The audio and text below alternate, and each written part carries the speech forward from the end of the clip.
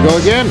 Santa Clarita's hometown station, 1220 KHTS. This is Randal Winter with Randal Winter Construction, Inc.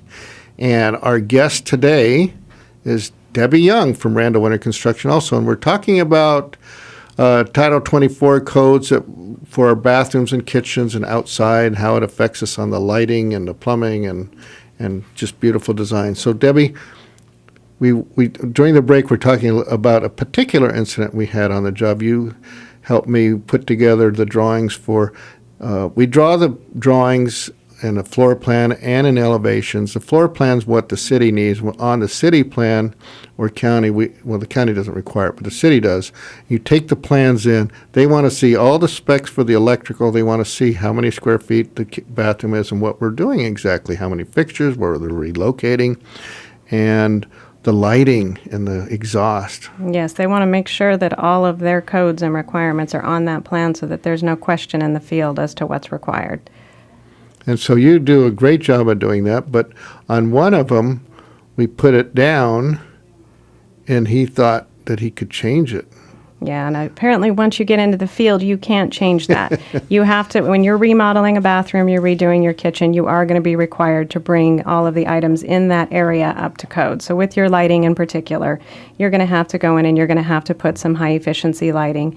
And we were talking a little in the break about, when you put the high efficiency lighting, you can't just use a regular ceiling fixture and screw in a fluorescent bulb, for example. They're going to require you to put the pin type lights that you actually plug in so that after the fact you can't come back in and change out to an incandescent light because they know that people are going to try and do that. Yeah, and I don't know why they would try it. Maybe because they couldn't get to the store in time, or they see how much these LEDs or fluorescent bulbs are. So I've been in many homes where they put the screw-in bulbs in, and they're a great idea. I have them in my house. It's not required, but except in my kitchen and bathroom. But I put them in the dining room, family room. The new LED lighting is great, and you can buy the screw-in bulbs. And you can put the dimmers on them. Because I know that LEDs are a little bit brighter, and I think that that's what turns some people off of those.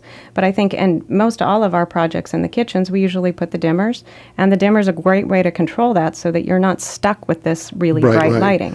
Yeah, the fluorescents are a little more tricky with the dimmer. But when we do a kitchen or bathroom, we have to specify the high efficacy lighting. Mm-hmm. And that means we have to add at least one light in there that has a pin. That means you can't screw a bulb in. You can only use the type of lighting that fixture is allowed to receive, which is either LED or compact fluorescent. Right. And then in your kitchens, you've got the same thing in your kitchens, but they'll give you a little bit of leeway in there with your incandescent. You're allowed to have 50% of your wattage in your kitchen can be in an incandescent light. But that 50%, you got to remember, isn't that much because the wattage on an LED is extremely low. So they're really not allowing you very much. They will credit you a little bit of wattage based on the size of your house. But basically what you do is a lot of people like the pendant lights that hang down over an island. That allows you to be able to maybe put a couple of those pendant lights and use some incandescent lighting while the general lighting is still the high efficiency. Well, we did the pendant lights with the LEDs, and they're really nice because you can tune them in. And like you said, it's a great way to go because it saves you so much money. Yep. It's not, like I was saying earlier, it's not like the whole old, fluorescent lights that everybody hated that had that really cold blue tone to them. They've come a long way. But it is a couple $100 a light, so But they last you. How long do those last? That's the thing. Yeah, Jeff and I were talking about from Softly Electric. These lights, I think 34 years on a 4-hour per day usage. 34 years. Yeah, that's why I want to change out the ones in mine. That's 17 years if you leave it on 8 hours a day. That's going to make me want to change out the ones in my kitchen because if you have 6 downlights in your kitchen, you're always going to have one of those that you got to climb up there and change out. So it really helps with that. Okay, so talk about our counters under our upper cabinets. What do we put in? What kind of lighting? That's where we like to do the LED strip lighting, and I would highly recommend that. It's a great way to get some counter lighting in your kitchens. It's really great when you're working in the kitchen to actually be able to see what you're doing. And, a lot of times the lighting ends up behind you, so you end up not being able to see what you're chopping at the counter. Right. So you put these lights in underneath the cabinets, and it gives you a great way to illuminate that space in your kitchen. And I know my wife, she loves just leaving them on because we're not burning up that much. It's like 7 watts. And it adds ambience and it shows it's- off her.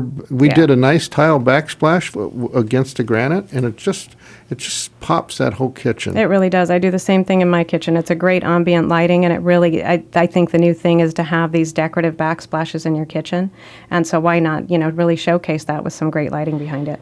So it's only money, and you can't take it with you. So give Randall Winter or give Vanessa a call at Randall Winter Construction, Inc., 799-8089 if you want your free estimate for kitchen or bath or however many other things we can do for you.